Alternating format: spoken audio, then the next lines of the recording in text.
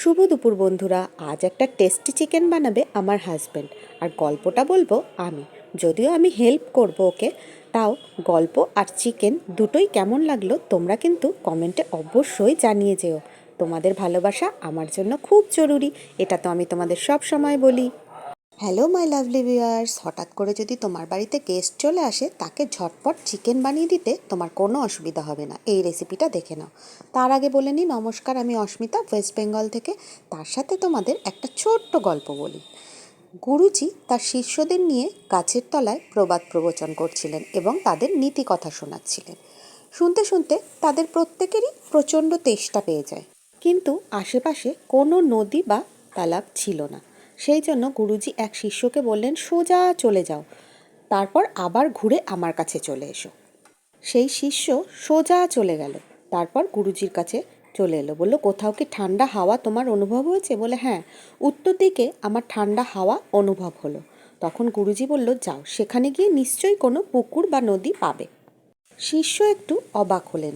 সে সোজা চলে গেল সেই উত্তর দিকে।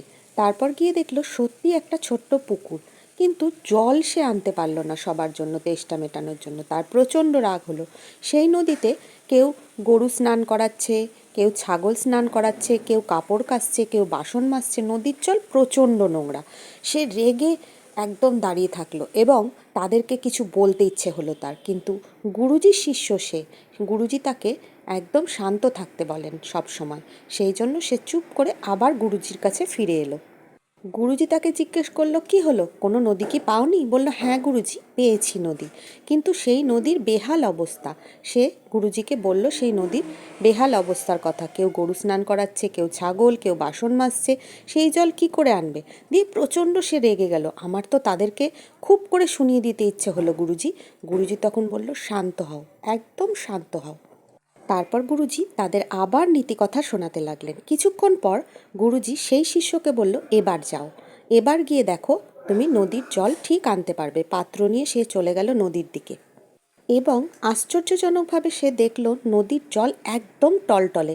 সেই যে নোংরা সব কিছু নিচে থিতিয়ে গেছে। সে তখন ওপর থেকে জল এনে, একদম টলটলে জল এনে প্রত্যেকের তৃষ্ণা নিবারণ করলো।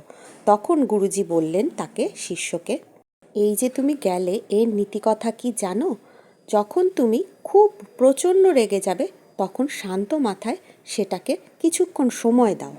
বা তুমি কোনো সমস্যায় পড়বে, তখন তুমি কিছুক্ষণ নিজেকে সময় দাও, দেখবে সমস্যার সমাধান ঠিক হয়ে যাবে। সময় দিতে হয়, যে কোনো কিছুকে সময় দিতে হয়। কেমন লাগলো গল্পটা?